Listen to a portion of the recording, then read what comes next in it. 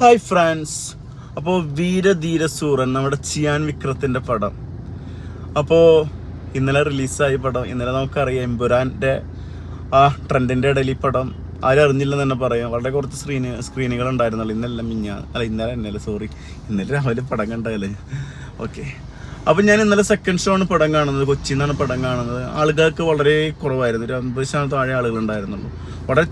വളരെ ചുരുക്കം സ്ക്രീനുകൾ തന്നെയാണ് കേരളത്തിലുള്ളൂ. വളരെ ചുരുക്കം സ്ക്രീനുകളുള്ളൂ. പക്ഷെ ഇനി തിരക്കാവും, കാരണം പടത്തിന് ഭയങ്കര പോസിറ്റീവ് അഭിപ്രായങ്ങൾ വന്നു തുടങ്ങി. അപ്പോൾ എനിക്ക് പേഴ്സണലി പടം എനിക്ക് ഇഷ്ടപ്പെട്ടു കേട്ടോ. പടം കുഴപ്പമില്ല. ഈ ടൈപ്പ് ഓഫ് മൂവീസ്, ഈ ടൈപ്പ് ഓഫ് ക്യാരക്ടറൊക്കെ വിക്രം ഒരുപാട് പടങ്ങളിൽ ചെയ്തിട്ടുണ്ട്. ഞാൻ വിക്രമിനെ കാണുമ്പോൾ എനിക്ക് ഓർമ്മ വരുന്ന ക്യാരക്ടറാണ് വിക്രം ചെയ്തിട്ടുള്ളത്. ഫാമിലിക്ക് വേണ്ടി ഏറ്റവും എൻഡ് വരെ പോകുന്നൊരു ക്യാരക്ടർ അടിപൊളിയായിട്ട് ചെയ്തു വെച്ചിട്ടുണ്ട്. പിന്നെ ഇതിൽ പെർഫോമൻസുകൾ എല്ലാവരും എടുത്തു പറയണം. സുരാജ്, കിഡു, എസ്.ജെ. സൂര്യ, വിക്രം, പിന്നെ മാലാപാർവതി ഒരു റോൾ ചെയ്തിട്ടുണ്ട്. പിന്നെ സുരാജിൻ്റെ പെങ്ങളായിട്ട് വരുന്നൊരു ക്യാരക്ടറുണ്ട്, കണ്ണനാണ് സുരാജിൻ്റെ പേര് വരുന്ന ആളെ പേരെന്താന്ന് ഒരു കറക്റ്റ് ഇല്ല. അതിന് നായിക തുഷാര വിച്ച്. പിന്നെ നമ്മുടെ GVP ആണ് ഇതിൻ്റെ മ്യൂസിക് ചെയ്തിട്ടുള്ളത്. തേനീശ്വർ സിനിമാറ്റോഗ്രാഫർ. പസ്യ അരുൺകുമാർ സംവിധാനം ചെയ്ത പടം. 2.25 മണിക്കൂർ നേരം പടമുണ്ട്. രസമായിട്ട് എടുത്തു വെച്ചിട്ടുണ്ട്. ഒരു ഇമോഷൻസിലൂടെയും അത്യാവശ്യം എല്ലാം ഉണ്ട്.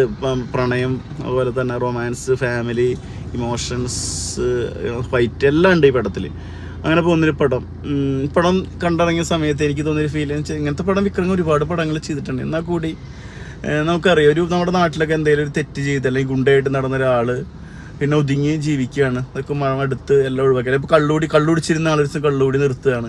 എന്തെങ്കിലുമൊക്കെ ഒരു ഉടായ്പായിട്ട് നടന്നിരുന്ന ആളൊരു നന്നായാലും അവൻ്റെ ഇടയിൽ അങ്ങനെ ആയിരുന്നല്ലോ. അപ്പോൾ ആരെങ്കിലുമൊക്കെ സ്വാധീനിച്ച സാഹചര്യങ്ങൾ വീണ്ടും അങ്ങോട്ട് തന്നെ എത്തിപ്പെടാം. മദ്യപിക്കാത്ത ആളെന്ന് മദ്യപിക്കാം.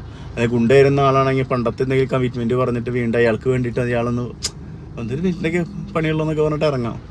അങ്ങനെ പണ്ട് ഭയങ്കര ദുർനടപ്പായിരുന്നു വിക്രം.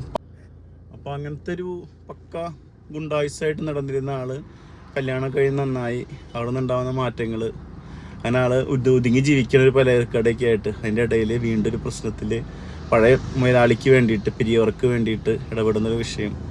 അപ്പോൾ ആളുടെ മകനാണ് സുരാജ്. അങ്ങനെ ഉണ്ടാകുന്ന കുറച്ച് പ്രശ്നങ്ങളൊക്കെയാണ്. എസ്.ജെ. സൂര്യയുടെ കുറച്ച് റോളുകളൊക്കെ വരുന്നുണ്ട്. അതിലേക്ക് കിടക്കുന്നില്ല. അത് നിങ്ങൾക്ക് ചെറിയ സബ്ജക്റ്റാണ്, പക്ഷെ രസമായിട്ട് എടുത്ത് വെച്ചിട്ട് 2.25 മണിക്കൂർ ബോറിംഗ് ഇല്ലാണ്ട് അടിപൊളിയായിട്ടത് കൊണ്ടുപോകുന്നുണ്ട് പടം. അങ്ങനെ ക്ലൈമാക്സൊക്കെ രസമാണ്. അത്യാവശ്യം 2-3 മാസ സീനുകളും ഫൈറ്റുകളൊക്കെ ഉണ്ട്. എനിക്ക് പടം പേഴ്സണലി കുഴപ്പമില്ലാത്ത ഒരു എക്സ്പീരിയൻസ് ആണ് ഫീൽ ചെയ്തത്. ചിയാൻ വിക്രമിൻ്റെ തിരിച്ചുവരവ് തന്നെ പറയാം.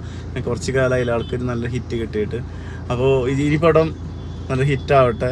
ഇനി ആൾ കയറി തിയേറ്ററിൻ്റെ എണ്ണം സ്ക്രീനിങ് കാര്യങ്ങളൊക്കെ കൂടും, യാതൊരു സംശയമില്ല. പിന്നെ സുരാജ് ഏട്ടൻ തമിഴിൽ ഉടനീളമുള്ള ക്യാരക്ടർ അടിപൊളിയായിട്ട് ചെയ്തിട്ടുണ്ട്. ആൾക്ക് തമിഴ് പറഞ്ഞിട്ടുള്ള അഭിനയത്തിൽ രക്ഷയില്ല. പക്ഷേ തമിഴ് പറയുമ്പോൾ നമുക്കൊരു മലയാളം ഉള്ള ചെയ്ത ഒരാൾ തമിഴ് പറയുമ്പോൾ നമുക്കത് ഫീൽ ചെയ്യാം. അവർക്ക് അവിടുത്തെ അവസ്ഥ എന്താണെന്ന് അറിയില്ല. അത് മാത്രമാണ് എനിക്കൊരു നെഗറ്റീവ് അല്ല അങ്ങനെ തോന്നിയത്. ബാക്കിയെല്ലാം സെറ്റാണ്. മാലാപാർവതി കിഡുവായിട്ട് ചെയ്തിട്ടുണ്ട്. ഭയങ്കര ഇമോഷൻസ് ഉള്ള, നല്ല പാസ്സുള്ള ഫാമിലി ഡ്രാമ, അതുപോലെ ഫൈറ്റ്, പാട്ടുകൾ എല്ലാം ആയിട്ട് ചേർന്നൊരു തമിഴ് മൂവി.